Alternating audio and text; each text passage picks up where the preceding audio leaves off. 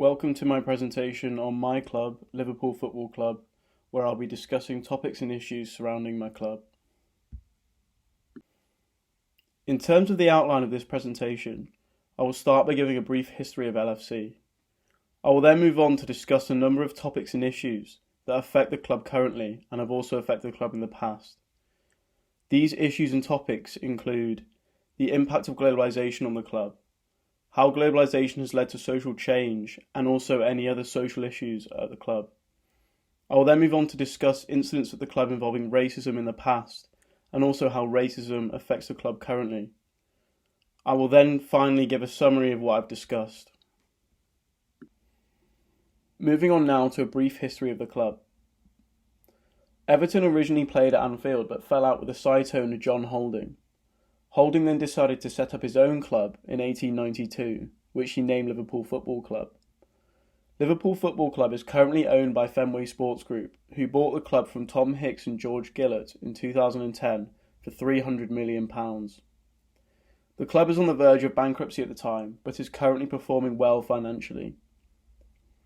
LFC are the second most successful team in English football, having won 65 trophies, which is only one behind their rivals Manchester United. They've recently won the Premier League in the 2019-20 season and the Champions League for the sixth time in the 2018-19 season. However, it has not all been success for Liverpool in Europe. Liverpool fans tarnished their reputation after they charged down Juventus fans at the Champions League final in 1985, resulting in 39 Juventus fans being crushed to death and 600 seriously injured. This led to all English clubs being banned from European competitions for 5 years and had a huge negative impact on the club's image. Then just 4 years later, 96 Liverpool fans were tragically crushed and killed at the Hillsborough Stadium during an FA Cup semi-final against Nottingham Forest. The disaster was blamed on acts of hooliganism from the Liverpool fans at the time, due to the negative reputation they had created of themselves. However, the truth behind the cause of the disaster has become clearer in recent years, and justice has been served. LFC have recently been involved in some tragedies in football. However, they are still one of the most widely supported clubs in the world today. Moving on now to the first topic, where I'll be discussing how globalisation has affected LFC. Increased globalisation of football has led to clubs such as LFC having to treat its surrounding areas commercially.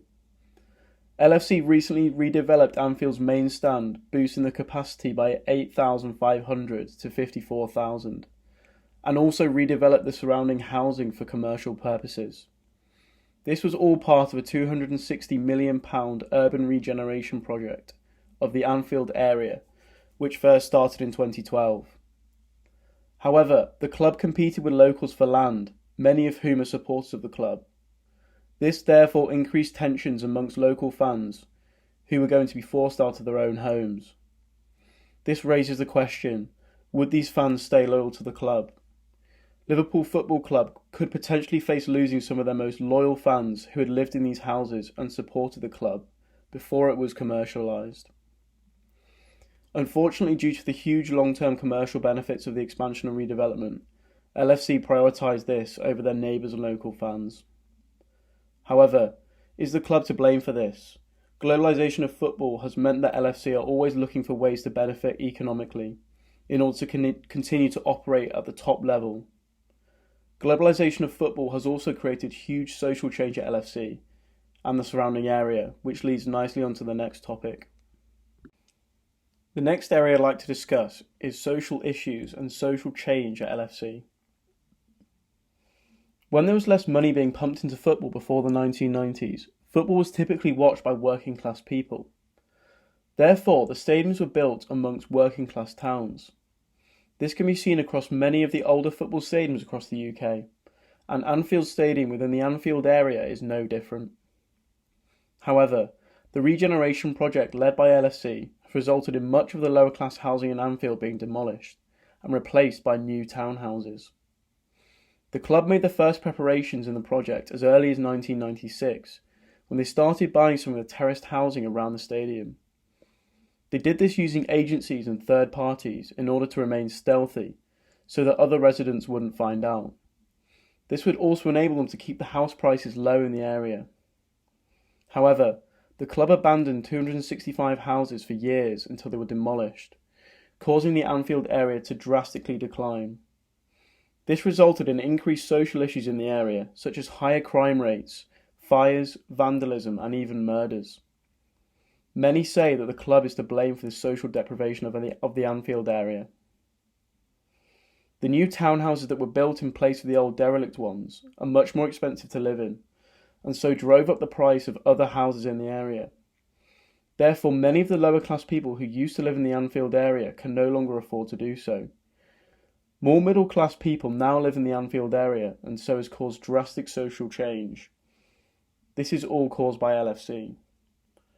Continued globalisation of football has also led to constantly rising ticket prices and more corporate areas and stadiums. Since 1990, LFC ticket prices have risen by 1,025%, from £4 to £45. Therefore, many of the lower class people can no longer afford to attend the games anymore. Instead, there's a much higher proportion of middle and upper class people who attend the games. The social demographic at games has changed significantly over time. The final topic which I'm going to discuss is incidents involving racism at LFC. Like all clubs in the modern game, LFC makes it clear that there's no place for racism at the club. However, there has been some incidents relating to racism which the club has dealt with poorly. The most obvious of these was the incident involving Liverpool striker Luis Suarez and Manchester United defender Patrice Evra during a Premier League game at Anfield in 2011. Luis Suarez was said to have insulted Evra, which involved making a reference to his skin colour. Suarez made no apology at the time and was given an 8-match ban and a £40,000 fine by the FA due to the misconduct which he showed. He then refused to shake Evra's hand in the return fixture after his ban, but then issued a general apology in 2012. LFC dealt with the whole situation terribly. Due to the uncertainty of what Suarez had said and the different ways it could be interpreted, LFC chose to support their striker. In the away game against Wigan during the warm-up, they wore t-shirts with an image of Suarez and his name on the back. This portrayed that Liverpool was supporting racial misconduct within football, and so created a negative image around the club at the time. It took 8 years for the chairman of the club to write to Evra and make a formal apology. As well as this, only recently has former player Jamie Carragher made a formal apology to Evra.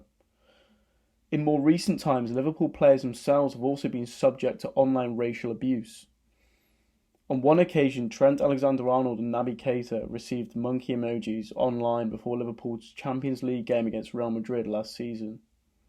Merseyside police launched an investigation following the incident. Racism is becoming a big issue in all Premier League clubs, as they're constantly finding new ways to tackle it, such as the No Room for Racism campaign. In summary then, Liverpool Football Club is one of the biggest football clubs in world football. However, in some cases this has created more issues for the club. Globalisation of football led LFC to commercialise the Anfield area in a regeneration project in which they ruined their relationship with local fans. This project also caused huge social deprivation in Anfield. Furthermore, the way in which the club have dealt with issues in the past is unacceptable. This includes the way in which they handled Suarez's racial misconduct towards Patrice Evra. However, as the club continues to grow, I hope it can find effective ways to mitigate similar issues in the future. As you can see here on the last slide as well, I've included a list of references which I've included throughout. Thank you for listening to this presentation on my club, Liverpool Football Club. I hope you've enjoyed it.